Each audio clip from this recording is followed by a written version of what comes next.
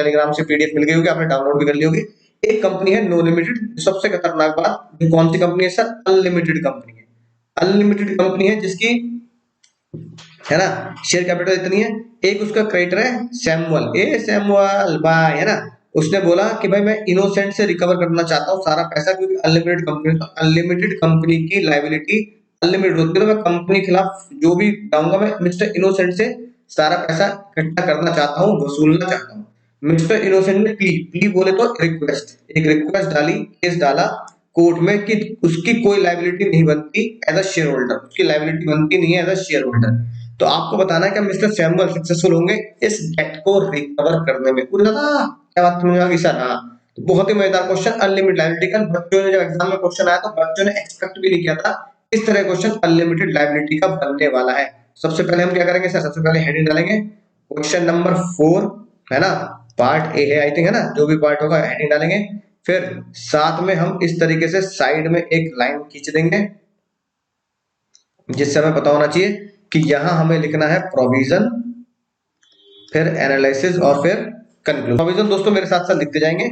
एक बात ध्यान रखेंगे, अगर अगर आपको सेक्शन याद है तो जरूर लिखना है, लेकिन गलत सेक्शन नहीं लिखना, राइट? तो मैं यहां लिख देता हूं प्रोविजन सेक्शन, देखो डेफिनेशन सेक्शन 2 में दी गई है, लेकिन कौन सा सब सेक्शन है? 92।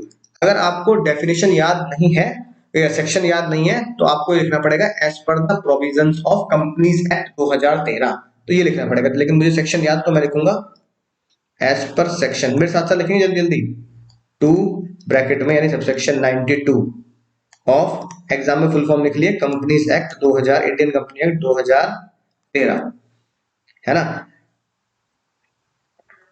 अनलिमिटेड कंपनी,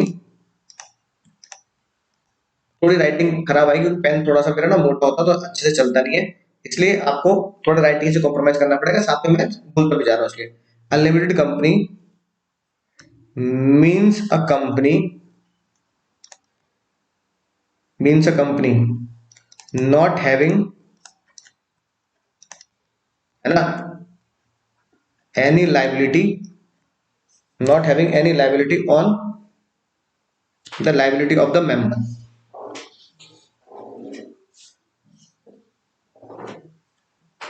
ठीक है।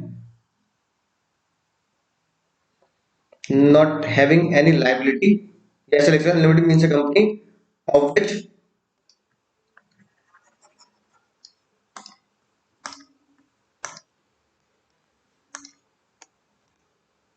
which liability of the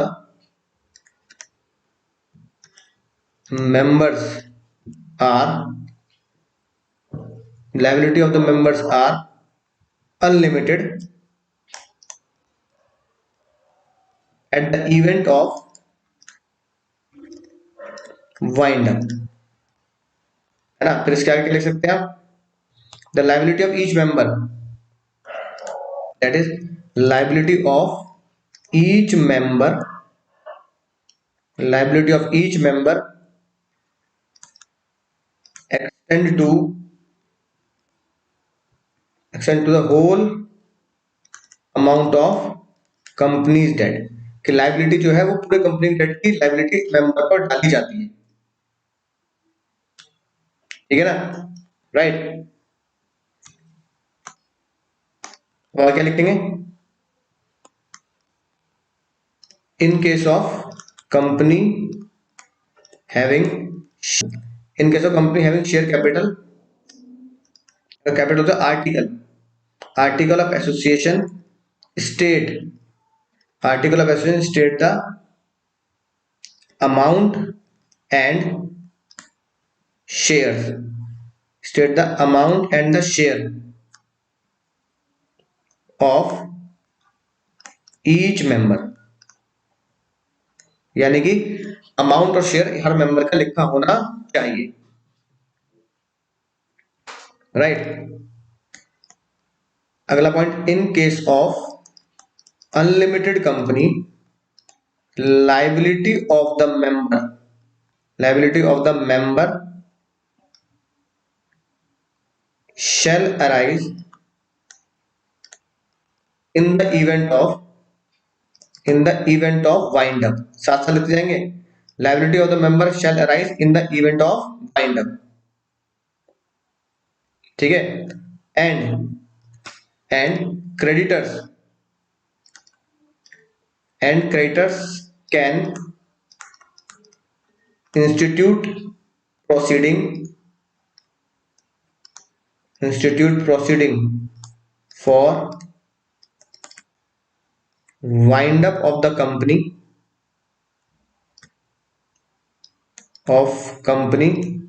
for their claims, यानी क्रेडिटर जो है उनको वाइंड अप कराना पड़ेगा कंपनी को अपना क्लेम मांगने के लिए।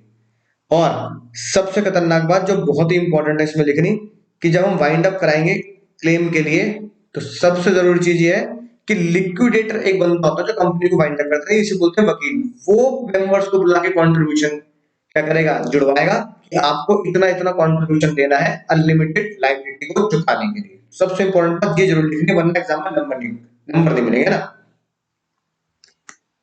द लिक्विडेटर जो मैं लिख रहा हूं, the liquidator may call all the members for their contribution towards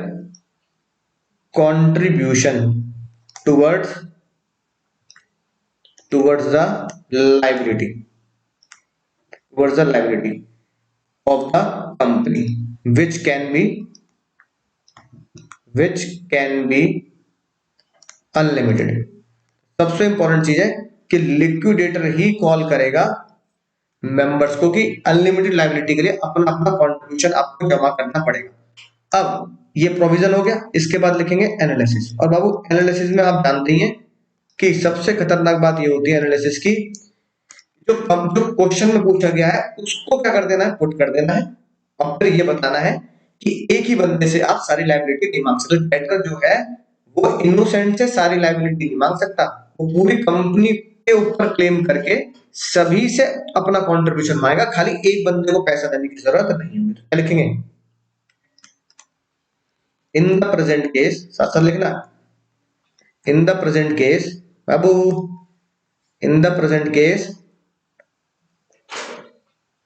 mister Samuel ask mister Innocent to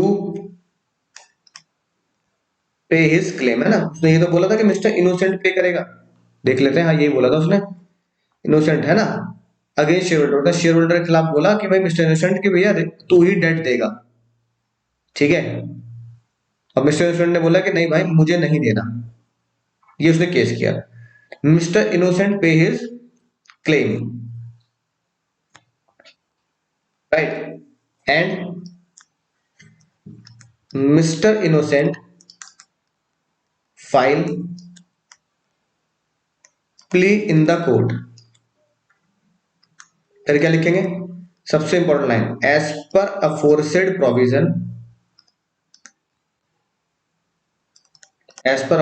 provision of section 2 bracket में 92। फिर क्या लिखना पड़ेगा, बताओ जल्दी, जो ऊपर लिखा प्रोविजन में उसे दोबारा लिख दो बिना किसी दिक्कत के, है ना। 292 मिस्टर सैमुअल कैन नॉट, जैसे कहते हैं as per the provision section 292 liability of unlimited company shall be paid off by all the members and liquidator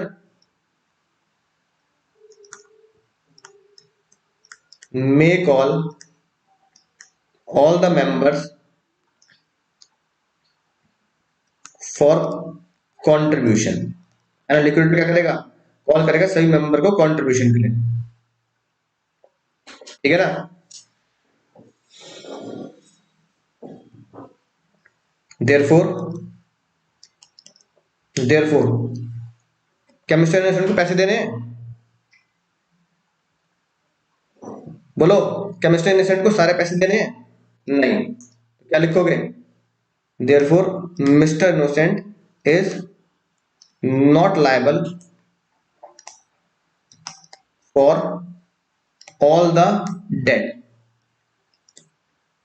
है ना। He can only be liable, he can only be liable for its share, वो सिर्फ अपने share के लिए liable होगा।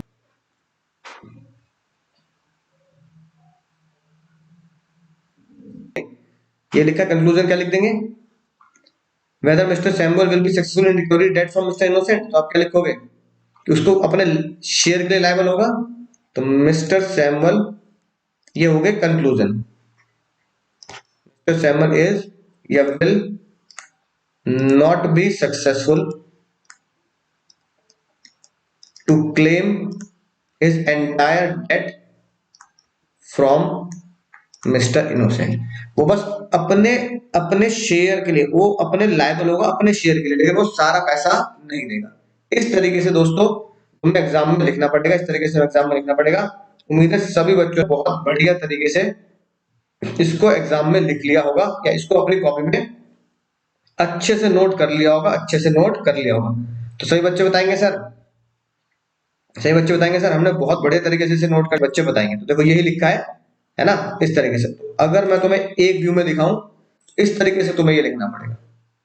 ये हो गया प्रोविजन, दिख रहा है, ये हो गया एनालिसिस, ठीक है, और ये एक लाइन का कंक्लूजन, एक लाइन का कंक्लूजन। तब आपके बढ़िया नंबर आएंगे, तब आपके बढ़िया नंबर आएंगे।